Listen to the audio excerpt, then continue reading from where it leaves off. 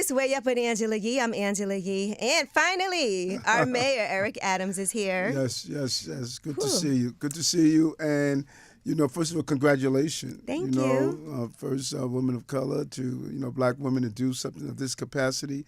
And I just don't think people know your full scope, what you do around health, my days in Brooklyn Borough President.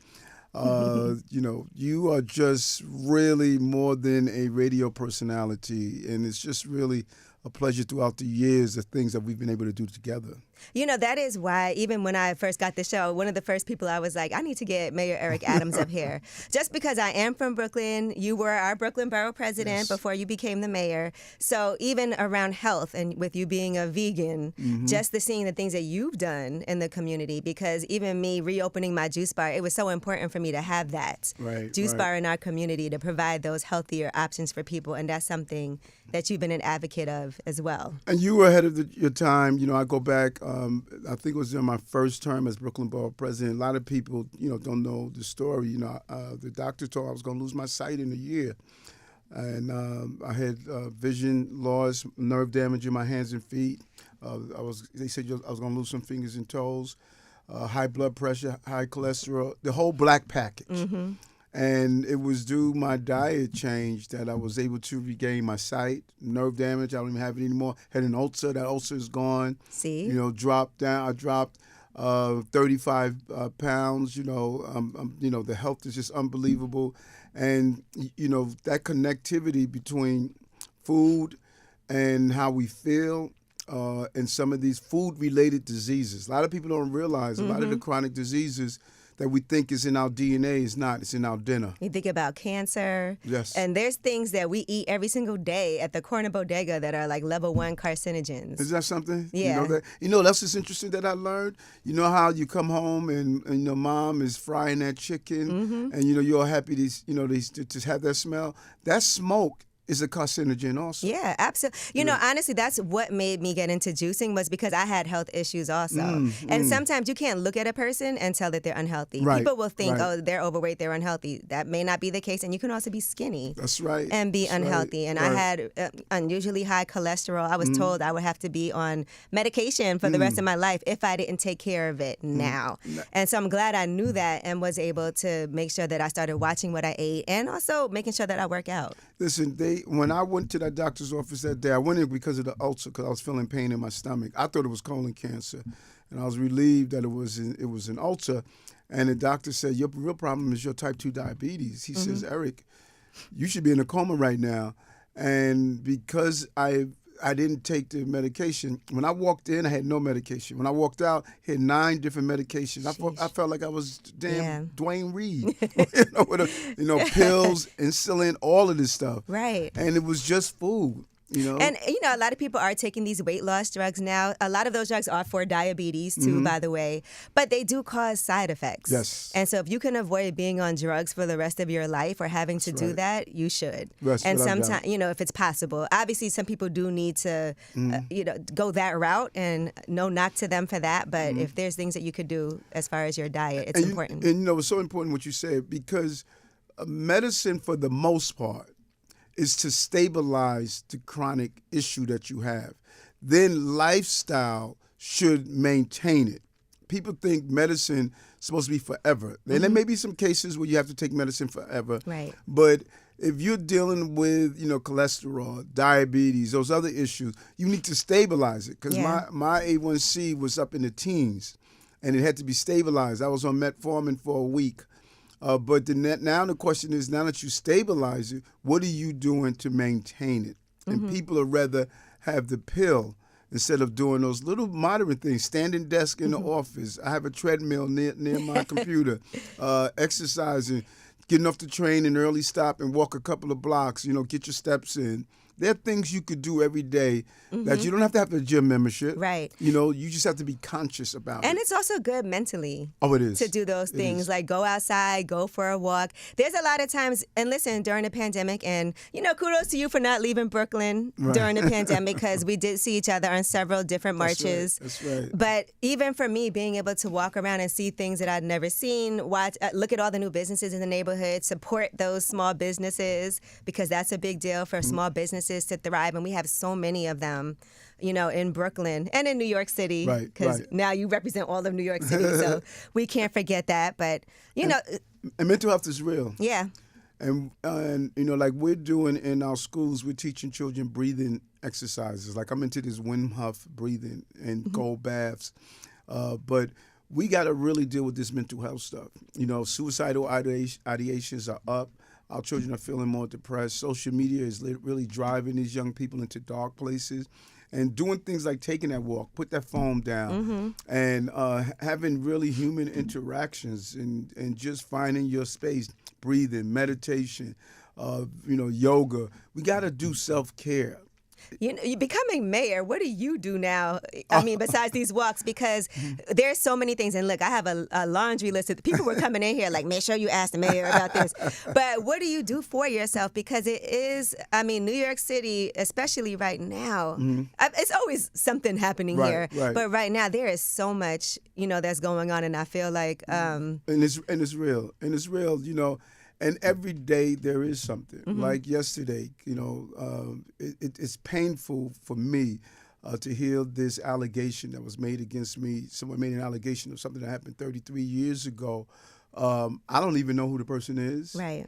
And it's not me. It never happened. They're framing it like it's a colleague, a former colleague. But I did see a lot of people come to your defense. Right. Because people know me. People know I have dedicated my life to uplifting women in general, but black women specifically. You look at my administration, first time in history, 5 deputy mayors of color. First woman police commissioner. Yes. Everyone knows how close I was to my mom before she transitioned. And there's not one relationship I've had in my life that I'm not still best friends with the person. Right. Not one. Right. They will all tell you, that Eric comes from a very kind, respectable place. And, I'm 64 years old, and I've been doing this for a long time. I've been very public for almost 40 years. And so, it's painful. But God doesn't put anything on your plate that you cannot carry. And he said that no weapon formed against you will prosper. He did not say there won't be weapons formed against you. This is the first time there's been an allegation like this. So this is the same woman when the Adult Survivors Act said she accused you, and then now she's giving specifics. Exactly. Okay. It came out the day that the Survivors Act was going to expire. This allegation came out, and now she's giving specifics. And so now the Corporation Council has it. I have to stay focused on running the city. As you said, every day there's another crisis that we're dealing with, and I need to be really focused, zero focus on addressing all of these issues. And, it comes from my biblical roots. If you read the Bible, it's challenging for you to look in the book and not find some form of crisis that was going on. Jesus was homeless. Let's not forget that. And so when I'm talking about fighting homelessness, it's coming from my biblical root. The violence, I come from my biblical root. I grew up in the church, and I view my prison is my religious philosophy. I'm not only a good worshiper, I'm a good practitioner. Right. I got to practice what I learned inside my Christian background. One thing I will say about Mayor Eric Adams is you're not rehearsed. And sometimes you say the things that is like, oh, I can't believe he just said that. But I think that is part of what happens sometimes when you don't have everything scripted out. And, you tend to go off and say things and people are like, oh, my God, I can't believe he said that. But I don't see how you can't do that in politics. Got to be authentic, and, people know I'm not going to be in a box. You have to bring your authentic self. I don't fit the mold of a mayor. I'm bald-headed. I wear an earring. I'm comfortable in Brownsville. I never noticed the earring before. Okay. I'm comfortable in Brownsville. I'm Park Place and Park Avenue. And when you look at my record, I know people did not think we were going to do what we have done. Right. I only been mayor for 2 years and 2 months. Decreasing crime, decreasing in shootings, homicides, more private sector jobs in the history of the city right now. 300,000 under my administration. There's something called bond raters. they look at a city and state, is the city being managed correctly so they could determine what our bond rating is. They raised the bond rating based on my management of the city during the crisis. 180,000 migrants and asylum seekers. Yes. You know. And we have, and I definitely want to discuss that now, because I saw just recently you had a lawsuit against this bus company, yes, a charter bus company from Texas that was bringing in asylum seekers, Mm-hmm. and it is an unmanageable amount. Like you, It is. And I just want to be clear, because I also do walk past some of these shelters, and sometimes my heart does go out when I see kids outside. They don't have coats on. Right. It's a lot of these asylum seekers are families with small children, right? And we're seeing things where people are upset. They're like, well, how come I can't get housing, but they're providing housing for people who are not even from this country? Right. People get upset because they see food vouchers being given out to people who aren't from this country, and they're able to eat while some people are out unhoused and starving. Right, And right. so I just want to address what is really happening with this, because it is a crisis, and Yes. people are putting the two different issues together, because it is like we see schools where this school has to close because now it's turned into a shelter for the day, and then that turns into a huge news story, which I Right. think is the whole point of it, right? They're trying to say with these sanctuary cities, this is what y'all wanted. Right, Here right, it is right. for you, now handle it. And it's so important. First, we should break down how do we get here? Because I meet people all the time. They walk away from me yelling and screaming, and then they walk away. Oh, I Like didn't 50 know. Cent. 50 Right. Cent was very upset about those vouchers. Right, Okay. exactly. Until we had a conversation, and I told them, I said, listen, let's understand this, because there's sensationalism that's in our media. If it bleeds, it leads. So there's a lot of sensationalism. So people say, well, Eric, why don't you stop the buses? I can't. It's against the law for me to stop the buses. They say, why don't you deport the people after they commit crime? It's against the law for me to deport anyone based on city council law that was passed under the previous administration. Why don't give them housing? It's against the law. I have to give them housing, food, and shelter. That's what the law requires me to do. Well, why don't you let them work on their own? It's against the law. I'm not allowed to allow them work. I can't even allow them to volunteer Right. to clean up our streets if they want to and give them a stipend. It's against the law. So the national law is telling me what I must do, but they're not giving me any money. Okay. Of course, it's $4 billion. It took them, almost a year to give us $100 million out of the $4 billion. So we have all of these national laws. We have our borders are open. People are coming in, making their way to New York, and the support we're supposed to get, they're not giving it. Getting bused to New York, not just making their way Right, to exactly. New Getting York, bused to but New York. purposefully And being so, sent here. so the cat, on Mother Gaston Boulevard is saying, Eric, what are you doing? Because we're not reading the whole through the lines of why we're here. And so even when the cards came out, I told the team we have to bring down the cost of the migrants and asylum seeker crisis, and we have done that. Out of the 180,000 that we received, over 100,000 are now going self-sustained. They're now leaving our shelter system. We're no longer paying for it. But we also saw how much money we were feeding people and how much food was being wasted, about 10% of it. So what we were able to do is say, instead of having them waste food that we're having a large conglomerate give them, let's give them food cards that they can only buy food. Right. Go to shop in a bodega, a local supermarket, can recycle the money in our community, right in our community. And the MOCA card is MWBE. Okay. We were saving $600,000 a month. $600,000 a month, over $7 million a year. We're saving because we went to these cards instead of using this large dollar amount that we were spending. It was a smart way to do it. Right. So people were buying the things that they wanted and were going to eat and use, rather than being given things that were going to end up getting thrown away. Exactly. Food waste, not shopping locally, not putting money back in our community. So they sensationalized it. They were only getting, for the day, $13 a day to buy their breakfast, lunch, and dinner. $13 a day. We brought down the cost of doing it. This is why the bond raters are saying this guy is managing the city, making smart decisions and tough decisions in the process. And then I just feel like every day we see a different news story. Like today I was seeing that half of New Yorkers plan to flee the city within the next 4 years. Think about that. They we said... got we have 8.1 million New Yorkers. You think 4 million New Yorkers are leaving the city? Oh man, Come I on. I have to say though, it's a great headline, Right.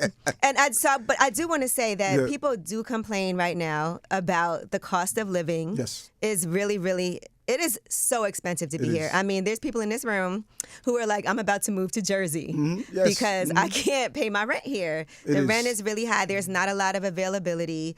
I know that there's a lot that you're doing with affordable housing, and I want to make sure that we talk about what the plan is because for every problem, there's solutions Without a doubt. that are being Without a developed. doubt. And that's why it's so important. Your show is so important because you reach an audience that historically won't pick up. You know, they're not sitting down watching CNN. Right. They're not combing through the New York Times. And much of the media, much of what we get on information has come from social media. We look at a quick tweet. We look at a quick TikTok or IG. And so when people hear you do these long-form communication, it's entertaining, but then it's down to the real level. And so when you hear stories, 4 million people, 50% of New York is leaving, that just doesn't make sense. 4 million people are not leaving the city. But then you have to ask yourself, why is it so unaffordable? We have a 1% vacancy, 1.5% vacancy rate in the city, meaning these are all the apartments we have vacant. Folks are refusing to put in place the plans so we can build more. We have to build more. And there's a lot of commercial real estate that isn't being used right now, too. Right. And We I wanna know there'll be convert it to housing. rezoning. We want to convert it to housing. So folks are running around marching on Monday, rah, let's build housing, more housing for the people. And then on Tuesday, we say, okay, we're going to build it here. No, you can't build it on my block. That's what they say. Not on my block. Right. Not in my backyard. That's right. So we want Albany to pass building incentives. We wanted them to do it last year. They didn't. We're hoping they do it this year. And we went to City Council. Our housing policies have been racist. There's certain communities where you build no affordable housing. Yes. Hats off to Julie Menon, who's a city council person. She just did mandatory inclusion, meaning affordable housing in her district in the Upper East Side. They had no affordable housing built in that area. Oh, wow, that's wild. Because I feel like, and especially with developments now, they make sure, right, a portion of that has to be affordable housing. But if you were to do an analysis of the city, you'll see that there are many communities that have never built affordable housing, don't want affordable housing in their area. They want their own parks, their own hospitals, their own access to healthy food, their own transportation system. People that are medical rich, access to healthy food rich, access to transportation rich, access to public space rich, access to good schools rich.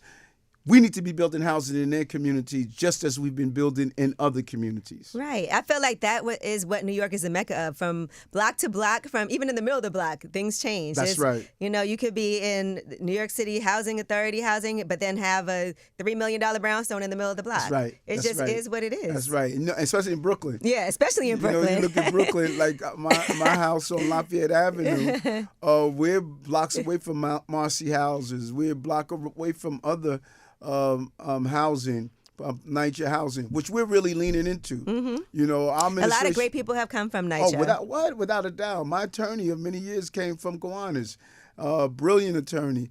And what we did back during COVID, when I was going into NYCHA to give out masks, you know, people were attacking me, why are you giving masks to those people? But we were knocking on doors, going up and down the stairs.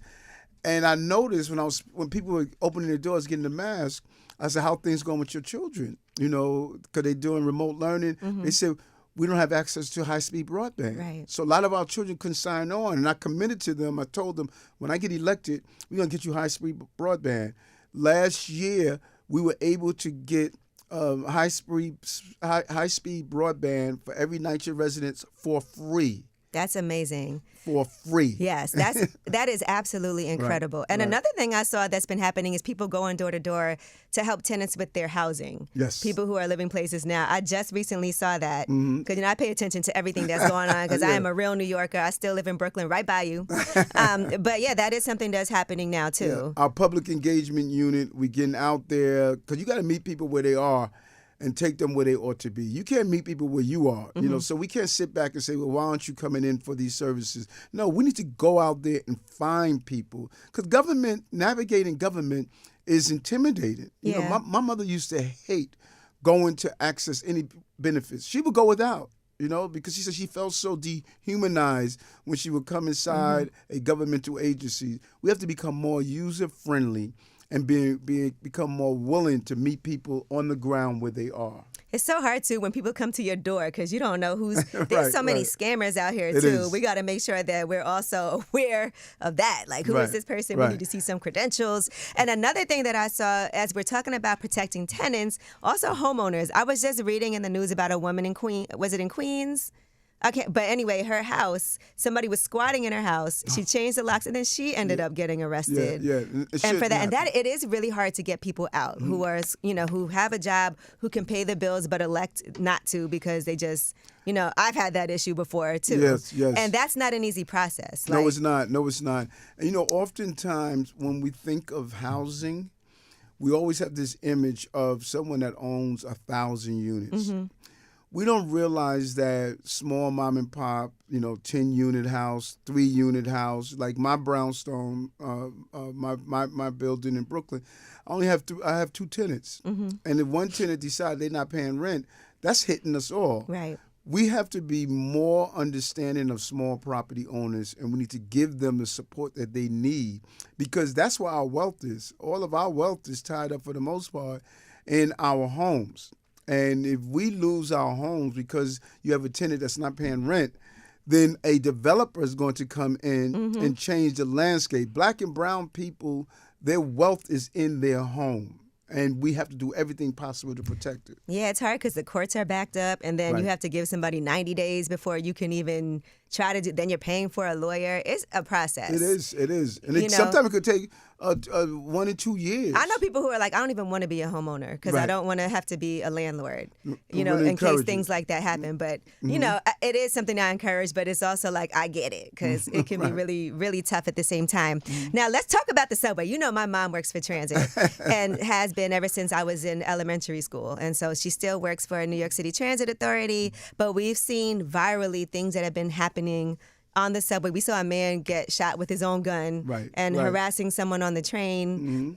We saw that being videotaped from the very beginning. And I also feel like it's fortunate that we were able to see that video because who knows what would have happened if there wasn't something documented. Right. And so some people, and this is another report I read, some people are feeling like the train is not safe. And they're nervous to take the train. We do have congestion pricing on the way really soon. So we are going to need people to take the subway. And on the flip side, I had a conversation with the MTA about people who are not paying their fare as well, and how it's costing $600 million a year. And people who aren't paying their fare are all different types of people. Without a doubt. There's people who are going to Starbucks, getting their coffee, Gucci bag, but still not paying the train because they see nobody else is paying for the train. That's so important. So let's break down those 3 pieces, because you talk about 3 pieces. Yeah, I'm trying to get it all out of you right now. So let's break down those 3 pieces. First, let's deal with safety on the subway. Think about it for a moment. You have a high-profile incident, and you read about it on the paper. Then you walk into the subway system, and you see someone that's dealing with a mental health issue. They're yelling and screaming on the system. It starts to play on your psyche. You start to believe, although nothing has happened to you. You may have taken thousands of trips, and everything is fine. But your psyche is now you don't feel safe. Do you know we have about 4.1 million daily riders? 1.4 million. Out of that 1.4 million, we have about 6 felonies a day. Out of that 4.1 million. Okay. But if you are hearing about somebody being shot on the train, all of those numbers mean nothing to you. Right. It's like, what do you feel? Yeah. And my job is to say, yes, I want to show you statistically that you, as a rider, you may take thousands of trips and nothing happened to you. I must bring down that 6 felonies a day, but also must make you feel safe. And that's why we put 1,000 more officers in the system. We tell them to walk around, engage with the passengers, announce on the train, intercom, broadcast system. Hey, there's a police officer on the platform if you need him. We must make people feel safe. Yeah, I think it's a problem too that there's a lot less people working in the train, in the system. Even as far as like in the toll booth, you used to always see somebody, and there did used to be officers down there. And then even I saw Governor Kathy Hochul, she employed the National Guard. Right. So how long is that lasting, and how sustainable? It was just, we don't need National Guards at every train station. It's important to deploy them places like Penn Station, Grand Central Station, maybe even Times Square. But you don't need the National Guard on Utica Avenue. You don't need them on Franklin Avenue because it doesn't fit into the decorum of a community. It's good to be in places where there are a large number of people, but the police must do the job, and that's what we're making sure police are doing. I want to switch to congestion pricing. Okay. Has to be done right. And I've said this over and over again. Many people don't realize that the MTA, the state, put in place the congestion pricing plan. New York City, we don't have the authorization, which I think is wrong. These are our streets. This should have been turned over to the city council and the mayor and say, how do you want to roll this out? We don't have that authorization. I have 2 members on the MTA board, but this is something that's controlled by the state and the MTA, and which I think was a big mistake. We got to make sure the cost is right. We got to make sure we don't displace the environmental issues into Staten Island, into Brooklyn, and into the Bronx and other areas. We have to make sure that we look at those folks who have to use this system have to drive in for a reason. Yeah, that's $15 a day. It's a nice hit. And then you got to pay to park to come into this area. It's not cheap for that either. And then imagine you're paying a toll on the Triborough Bridge, or coming in from Jersey, you have to pay a toll. And then in addition, I'm also thinking about the neighborhoods on the outskirts of where congestion pricing takes place, below 60th Street and, above downtown. That's going to affect those neighborhoods too. Without a doubt. And that's why we're saying we have to do it right. Make sure it doesn't have some unintended impacts that we don't realize. What are those 3 drops you have? I could put some in my water. What is that? Oh, you don't even know what this is. But I know you got something good. These are for detox. It's brand new. This is for your bone, your brain, and immune system. I don't think you need period relief. Yeah, maybe. There's sometimes I feel like I'm going through my cycle.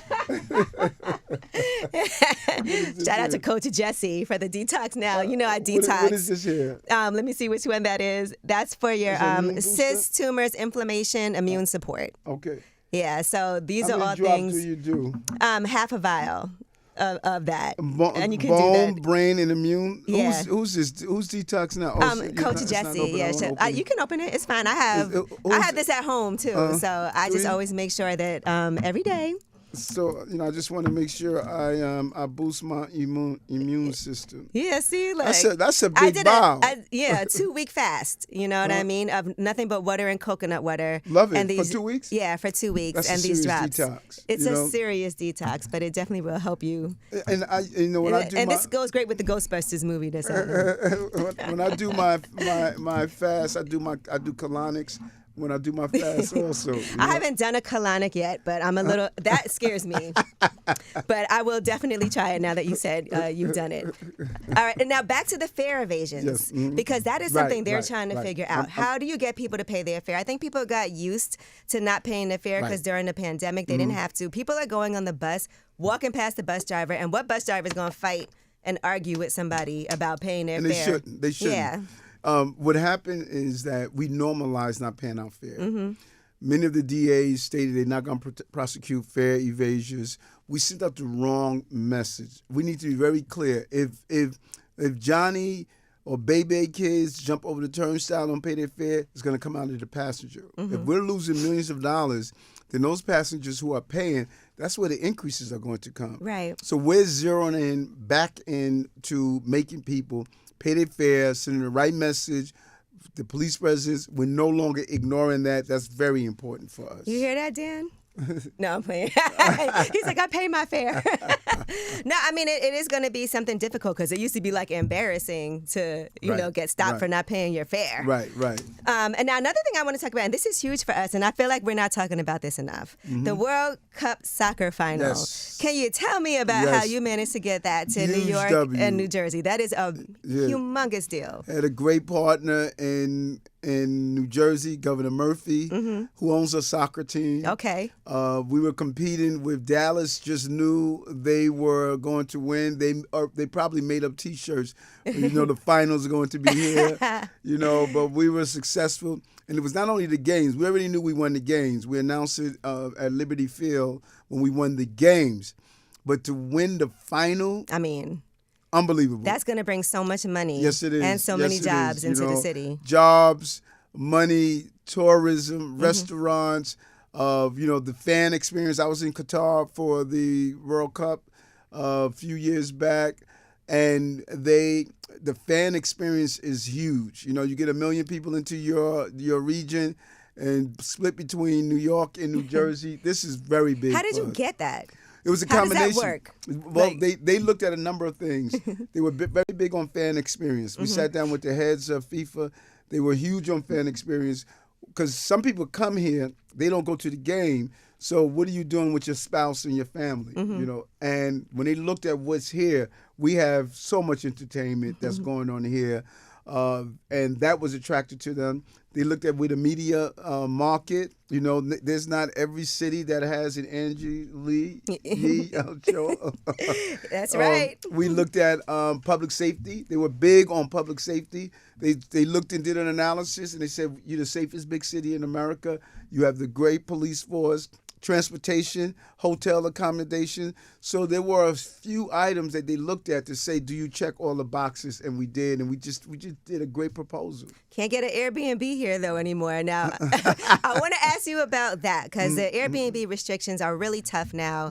But obviously, we do have a housing issue. Right, so those two things do go hand in hand. Well said. And you can't take housing off the market. And so if you just have Airbnb, then those who are trying to find housing is really challenging. And so what they did, they put restrictions in the Airbnb. They didn't make it illegal. They just put restrictions in place so we don't decimate or further decimate our housing market. All right, now I was telling you people were coming in here, like, make sure you ask the mayor about this.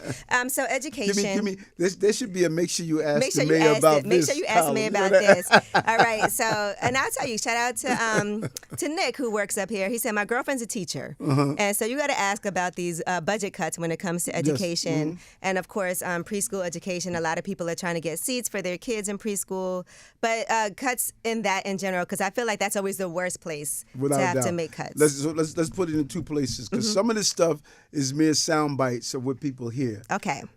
We have, when the previous administration, they created these programs, pre-K, 3K, Summarize, and a lot of programs. They took the temporary dollars of COVID and made permanent programs. Those temporary dollars are sunsetting this year. Okay. So now you have hundreds of millions of dollars that are needed for programs that they didn't even factor out that, hey, the money's going to run out. Big mistake. We were able to save Summarizing and find the money to do so. And if we didn't have to pay $12 billion on this migrant and asylum seekers, we'd be able to find it to pay for some of the other programs. Right. But we only have a limited budget. And we have to find ways of funding. There's other programs that we're looking at to try to find ways to fund it. So our goal, my budget, was not to cut these programs. We knew that the money was sunsetting, but we said, you know what, we're going to find money to do it. Then all of a sudden we got hit with this asylum seeker. We spent $4 billion. Yeah, that's what I told them too. I said, I think that there's been, budget cuts because of the asylum seekers. Real and money. I just want to also point out, it's not illegal to seek asylum. So people will act like it's illegal immigrants here. Right, but people are here trying to seek asylum, which they are allowed legally to do. So important what you just raised. Because people are mixing up. If you're a migrant or asylum seeker, you were paroled into the country. You're here legally. Right. It's another thing if you're undocumented. That's where the sanctuary city law comes in. If you're undocumented, we're not going to turn you over to ICE. Okay. That's when people talk about sanctuary city. Migrants and asylum seekers are not part of the sanctuary city. Okay. They're just on the path to getting citizenship. And their asylum seeker application have to be reviewed to see if you are able to stay here on an asylum, some type of persecution you were experiencing back home.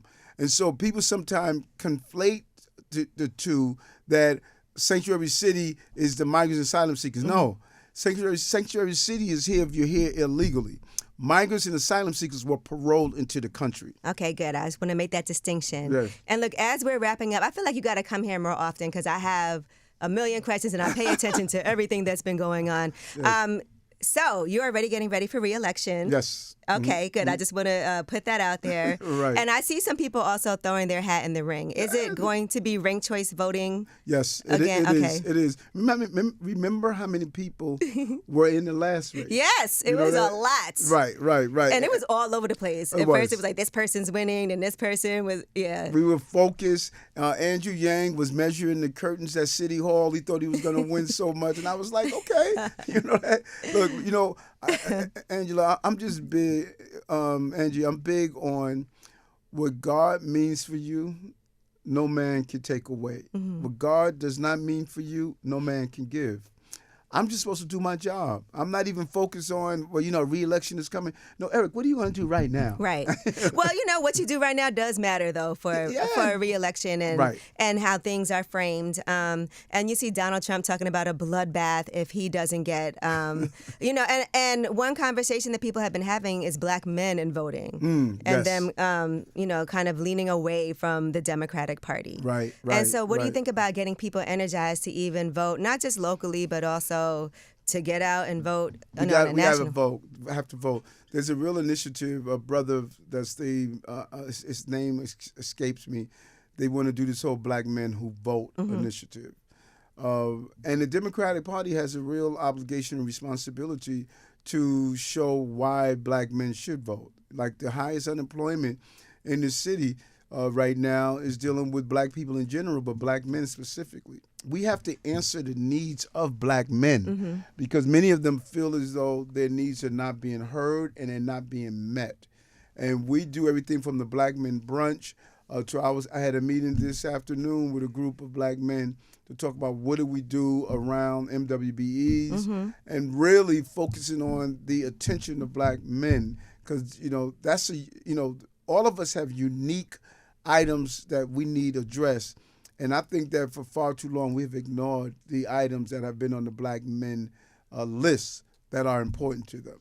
All right. Well, I just want to make sure we keep on, and that's why I wanted to come straight to you with a lot of these questions that we have. And, we need more frequent check-ins, though. Yes, I would love that. I'm going to make sure the team, Noah is my guy. You can't forget him since he built the Ark many years ago. Noah is our guy, and we're going to make sure we come on as much as possible. Yeah, because it's important what is getting accomplished, too. Sometimes people overlook those things. I know also recently 80,000 human services workers got a cost of living adjustment as well. Huge. And that's a big deal because that affects women, that affects people of color. So just real quick, if you could. Yes, overwhelming. The human services, when you think about it, child care workers, deliver food to people, social services, overwhelmingly women. Almost 50% are women of color.